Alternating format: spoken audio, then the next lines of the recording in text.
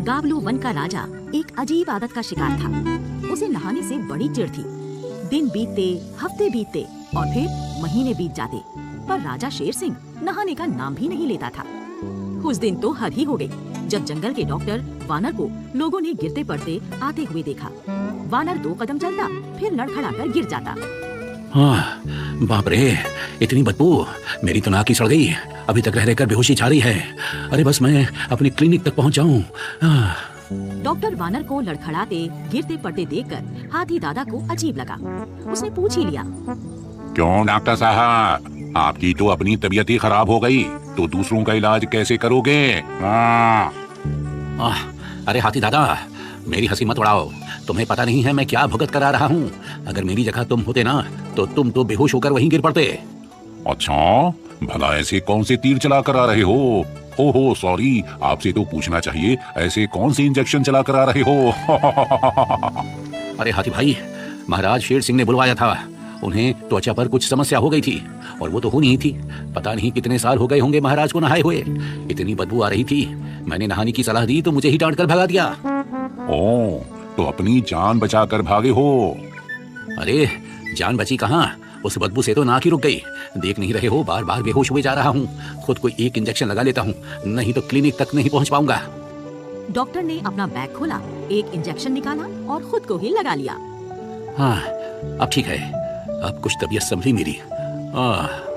Injection लगाने के बाद डॉक्टर वानर की तबीयत कुछ ठीक हुई और वो संभल संभल कर अपने क्लिनिक की ओर बढ़ने लगे।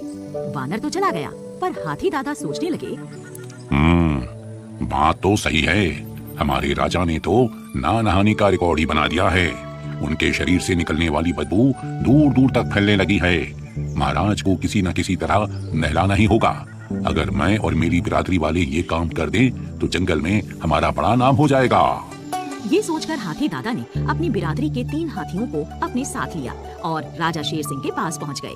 शेर ने जब बिन बुलाए 4 मेहमानों को देखा तो उसकी त्योरियां चढ़ गईं। किस लिए आए हो? महाराज के सारे बाल धुलकर साफ हों। क्या बकते हो? ओह, माफ कीजिए महाराज, मैं कह रहा था कि महाराज का इकबाल बुलंद हो। वो तो तुम नहीं कहोगे, तब भी होगा। अभी क्या कहने आए हो, वो कहो। महाराज, हमने नहान सर्विस शुरू की है। नहान सर्विस?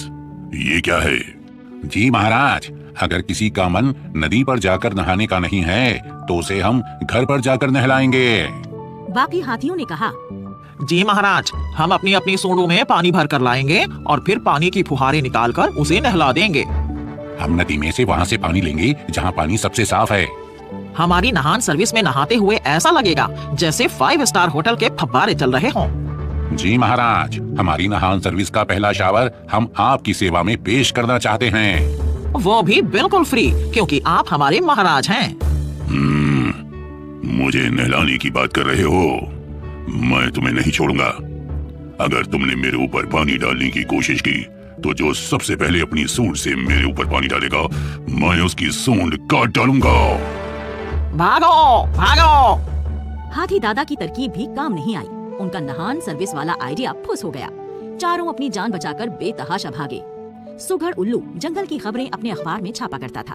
उसके रिपोर्टर ने उसकी मेज पर राजा के ना नहाने की रिपोर्ट रखी थी। सुघड़ उल्लू ने रिपोर्ट उठाई और पढ़ने लगा। जंगल के राजा शेर सिंह को नहाए 3 महीने हो गए हैं। उन्हें त्वचा रोग भी हो गया है। उनके शरीर से भयंकर बदबू आने लगी है। अभी बारिश का मौसम दूर है, पर बारिश हुई और महाराज अपनी मान में चले गए तो कैसे साफ होंगे? जंगल की भलाई के लिए अब राजा शेर सिंह को नहा लेना चाहिए। सुघड़ उल्लू ने रिपोर्ट एक तरफ रखी और सोचने लगा, छापूं कि ना छापूं, छापूं कि ना छापूं। छाप देता हूँ, आखिर ये तो सारे जंगल की भलाई के लिए है। और सुघड़ उल्लू ने अपने अखबार के फ्रंट पेज पर ये खबर छाप दी कि राजा 3 महीने से नहाया नहीं। जब अखबार हाथी दादा के हाथ में पड़ा तो वो खुश हो गए। ये सुघड़ उल्लू ने अच्छा किया कि राजा के ना नहाने की खबर छाप दी। अब जब महाराज को पता चलेगा कि उनके ना नहाने की खबर तो अखबार में भी छप गई, तो वो जरूर नहाने के बारे में सोचेंगे ही। अपनी मान के बाहर शेर गुस्से से गुर्राता हुआ बोला, उस उल्लू की ये मजाल, अपने राजा के बारे में ऐसी खबर छाप दी। अरे हम नहाएं या ना नहाएं, ये हमारा निजी मामला है, उसकी इतनी हिम्मत कैसे हुई? शेर गुस्से में भरकर सुघड़ उल्लू के अखबार के दफ्तर पहुंचा और सारा दफ्तर तोड़ फोड़ कर बर्बाद कर दिया। मुझे नहलाने की बात करते हैं, मुझे कोई नहीं नहला सकता। अरे ये खुजली क्यों हो रही है मुझे?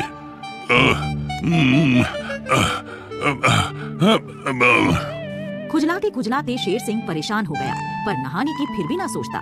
डॉक्टर की सलाह ना मानने की सजा भुगत रहा था। डॉक्टर की सलाह तो माननी ही चाहिए, पर भला शेर सिंह को कौन समझाता?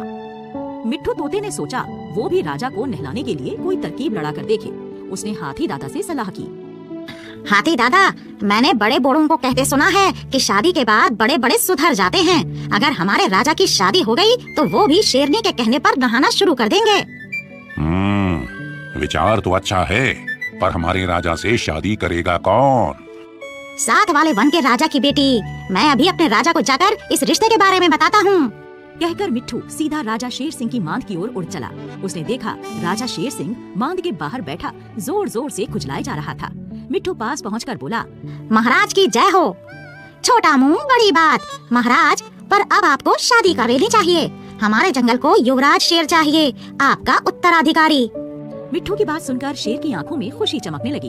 ये देखकर मिट्ठू समझ गया कि उसकी चाल कामयाब हो गई है। महाराज, पास के जंगल के महाराज अपनी बेटी की शादी करना चाहते हैं। मैं उड़कर जाता हूँ और उन्हें संदेशा पहुँचा देता हूँ। आप कल ही रिश्ते की बात करने के लिए निकल जाइए। अगली सुबह शेर बाजे गाजे के साथ शादी की बात करने चल पड़ा। आगे आगे जंगल के कई पशु तरह तरह के वाद्य बजाते हुए जा रहे थे, पर शेर से दूरी बनाए हुए थे। शेर के शरीर से निकलने वाली दुर्गंध को अपनी अपनी नाक बजाए वो तेजी से बढ़े जा रहे थे। जैसे ही पूरा दल दूसरे जंगल पहुंचा तो जैसे आफत ही आ गई हो। जहाँ जहाँ से शेर सिंह गुजरता, पशु पक्षी दुर्गंध से बेहोश होकर गिर जाते। आखिर शेर सिंह दरबार में पहुंचा, पर वहाँ कोई नहीं था। उसके शरीर से निकलने वाली दुर्गंध से घबराकर उस जंगल का राजा और उसकी बेटी दूर भाग गए थे। शेर सिंह मुंह लटकाए अपना शरीर खुजाते खुजाते वापस आ गया। जंगल के जानवरों को ये पता चला तो उन्होंने एक मीटिंग की।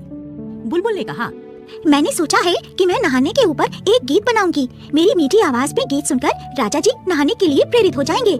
नहाने से होता है शरीर हमारा साफ, अकेले नहाएं या किसी के संग साथ।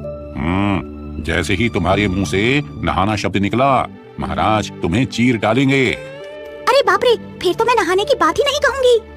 हमारा आइडिया पहले ही फेल हो चुका है। लगता है पिंटू खरगोश तुम्हारे दिमाग में कुछ चल रहा है। मेरे परदादा जी ने एक बार तब के शेर जी से कुएं में छलांग लगवा दी थी। अगर मैं अपने राजा जी से नदी में छलांग लगवा दूं तो कैसा रहे? ये अच्छा रहेगा।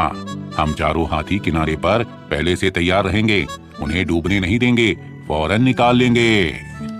बस योजना के अनुसार पिंटू राजा शेर सिंह के पास पहुंच गया। महाराज, आपका वो दुश्मन शेर हमारे राज्य की नदी तक आ पहुंचा है और नदी में छिपकर बैठा है। कह रहा है रात होते ही हमला करेगा और हमारे राज्य पर कब्जा कर लेगा। उसकी ये मजाल। तुम मुझे बताओ वो कहाँ छिपा है, उसे तो मैं देखता हूँ। आइए महाराज, आइए। पिंटू शेर सिंह को लेकर नदी के किनारे पहुंचा और बोला, महाराज यहीं अंदर छुपा बैठा है, आप खुद देख लीजिए। जैसे ही शेर ने नदी में झांका, उसे अपनी परछाई दिखाई दी। वो गुस्से में गुर्राया, तो तू है, अभी बताता हूँ तुझे। ये कहकर शेर ने नदी में छलांग लगा दी और छपाक छपाक की आवाज के साथ उसका शरीर साफ होने लगा। हाथी दादा अपने साथियों के साथ पहले से तैयार थे। उन्होंने अपनी सूंडों से पकड़कर शेर सिंह को नदी से निकालकर किनारे पर खड़ा कर दिया।